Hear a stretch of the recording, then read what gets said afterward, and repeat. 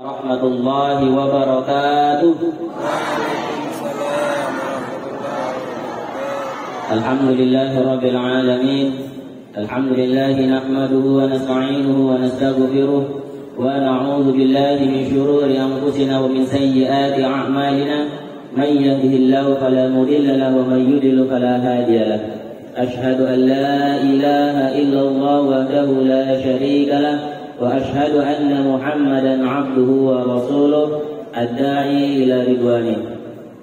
اللهم أصلح أمة محمد صلى الله عليه وسلم وفرج عن أمة محمد صلى الله عليه وسلم وارحم أمة محمد صلى الله عليه وسلم. رب اشرح لي صدري ويسر لي أمري واحلل عقدة من لساني يفقهوا قولي. قال الله تعالى في القرآن الكريم: بسم الله الرحمن الرحيم. يا أيها الذين آمنوا اتقوا الله ولتنظر نفس ما قدمت لغد واتقوا الله إن الله خبير بما تعملون. وقال رسول الله صلى الله عليه وسلم: من حسن الإسلام المرء تركه ما لا يعني. Pertama-tama, marilah kita panjatkan segala bentuk puji syukur kita kepada Allah Subhanahu wa Ta'ala, yang mana Allah Subhanahu wa Ta'ala sudah banyak memberikan kita berbagai macam bentuk kenikmatan, dari kita mulai membuka mata sampai nanti ketika kita menutup mata.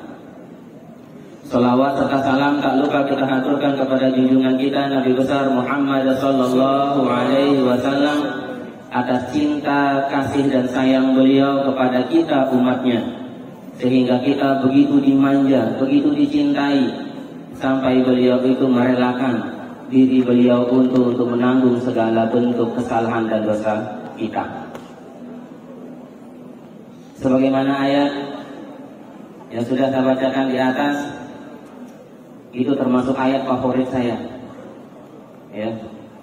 Ya ayyuhalladzina amanu taqullaha wal tanzur nafsum ma qaddamat lighad wattaqullaha innallaha khabirum bima ta'malun. Di dalam Al-Qur'an itu merupakan satu-satunya ayat yang mana dalam satu ayat itu dua kalimat perintah untuk kita selalu bertakwa kepada Allah. Wattaqu wal tanzur nafsum ma qaddamat lighad wattaqullah. Dua kali Allah itu meminta kita untuk mengingat akan kebesaran dan kekuasaannya. Namun apa kalimat yang diapit di sana adalah wal tanzur nafsum ma qaddamat lighad. Perhatikan apa yang akan kamu lakukan besoknya. Dalam Al-Quran tersebut sekali lagi itu satu-satunya ayat yang diapit oleh dua kata ittaqu. Surah Al-Hasr bab ayat 18. Itu bagaimana Allah itu memerintahkan kepada kita, mengingatkan kepada kita untuk senantiasa merencanakan, paling tidak kalau bahasa kita, untuk kita memperhatikan apa yang akan kita perbuat untuk hari-hari kita selanjutnya. Kalau nanti kita temukan di Quran surah Luqman ayat terakhir itu wa ma tadri nafsum madza taksibu gadan. Manusia itu tidak akan pernah tahu apa yang akan dilakukan besoknya. Di sini sepertinya kita nanti agak bingung. Dari satu sisi Allah itu minta kita untuk bagaimana memperhatikan, merencanakan aktivitas kita yang akan datang. Akan tapi di ayat yang lain justru Allah itu bilang kepada kita wa ma tadri nafsum madza taksibu gadan. Kita itu tidak akan pernah tahu apa yang bisa kita lakukan besoknya. Kata para ulama, ana urid wa anta turid innallaha yaf'alu ma yurid. Sesungguhnya saya punya keinginan, kalian punya keinginan, tentunya Allah yaf'alu ma yurid, merealisasikan, mewujudkan apa yang Dia kehendaki. Akan tetapi segala sesuatunya itu tidak pernah bertentangan dengan apa yang menjadi harapan dan keinginan kita. Hanya saja terkadang kita yang tidak sadar Allah itu sudah memberikan apa yang kita butuhkan hari itu. Dengan durasi waktu yang 24 jam, dengan durasi yang sebegitu panjangnya, terkadang kita tidak bisa memanfaatkan begitu waktu yang luar biasa Allah persiapkan kepada kita dalam satu hari satu malam. Terkadang waktu kita banyak habis untuk kegiatan-kegiatan yang justru merugikan diri kita sendiri. Rasulullah SAW bersabda, "Min husnil islamil mar'i tarkuhu ma la ya'ni." Di antara tanda kebaikan seorang muslim itu adalah tarkuhu ma la ya'ni, yaitu adalah meninggalkan segala sesuatu yang tidak bermanfaat untuk dia. Malam yang seharusnya kita pergunakan untuk beristirahat, terkadang kembali justru yang kita lakukan itu adalah, apalagi bagi ini siswa-siswa yang tercinta, ya, habis waktunya untuk game online, ya, chattingan yang gak keruan. Itu waktu yang Allah sudah persiapkan untuk kita beristirahat, supaya kegiatan yang sudah selama sekian hari itu, sekian waktu itu bisa fresh otak kita kembali. Sehingga apa? Terkadang dan kebiasaan sering Pak Guru bertanya di kelas, siapa yang belum sholat subuh? Ternyata banyak juga ya lewat waktu subuhnya. Bayangkan kalau sudah seperti itu, Tuhannya saja dia lalaikan, apalagi kita sesama manusia. Siapa yang rugi? Bukan orang lain. Yang kita rugikan itu adalah orang tua kita sendiri. Bagi kita, bagi Anda yang perempuan, yang Anda rugikan adalah ayah Anda, bapak Anda. Sementara bagi kita yang laki-laki, yang kita rugikan itu adalah ibu bapak kita. Kalau kita sayang kepada ibu bapak kita, waktu durasi yang 24 jam itu kita akan bisa mempergunakan dengan sebaik-baiknya. Oh, kalau memang kita menggunakan itu di luar kesadaran kita, artinya kita melakukan segala sesuatu yang tidak bermanfaat, bisalah kita istighfar. Tapi kalau itu terus-terusan kita lakukan, justru itu nanti yang akan memberikan efek menjadi kebiasaan buruk yang selalu kita lakukan. Makanya kata para ulama, paling tidak kalau ukurnya itu adalah ketika kita, sering tanyakan juga di kelas itu, apakah kita yang menunggu waktu subuh atau malah subuh yang meninggalkan kita.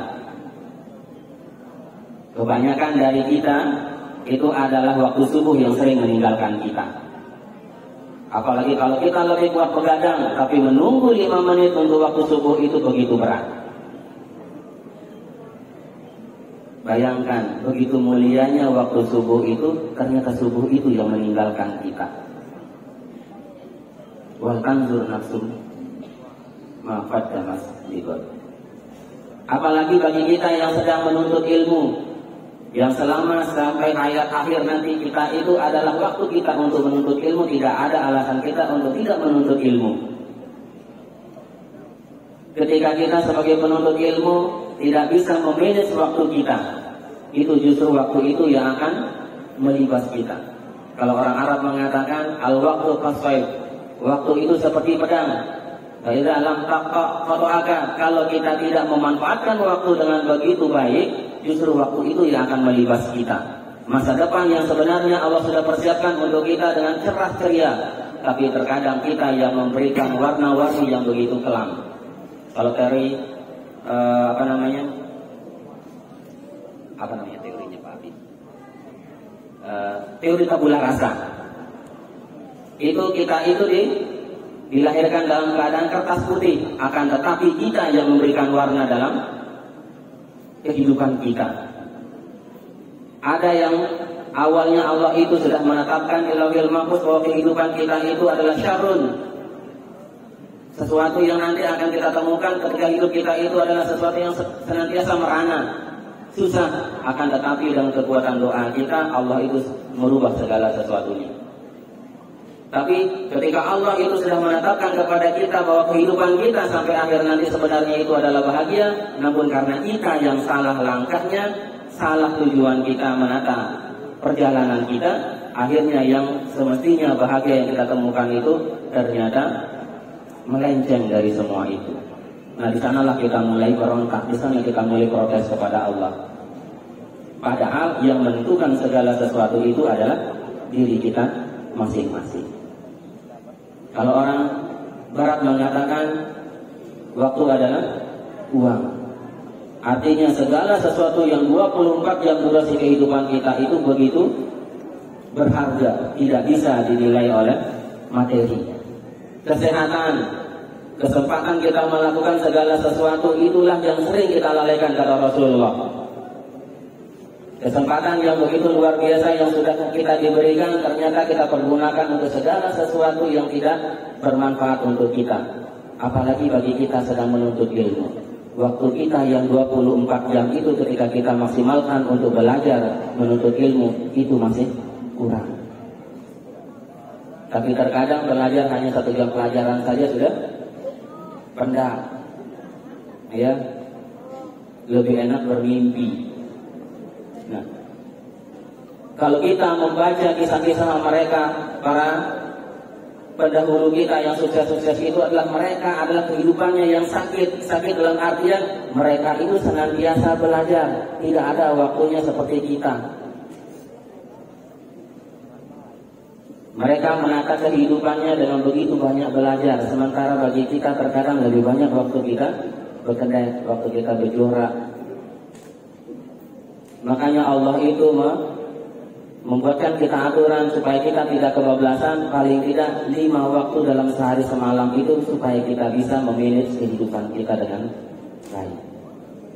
Terkadang kita punya mimpi, terkadang kita punya impian, akan tetapi kita tidak tahu bagaimana caranya untuk mewujudkan segala sesuatunya itu. Karena apa? Karena kurangnya pengalaman dan pembelajaran kita.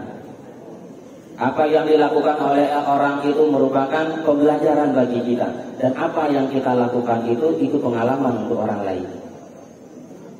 Jadi terakhir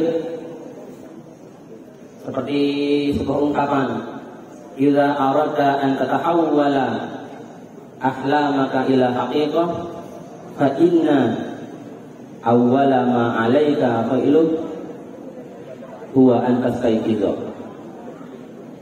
Apabila engkau punya impian yang engkau ingin wujudkan, hal pertama yang harus kita lakukan itu adalah bangun dari mimpi kita, bangun dari khayalan kita.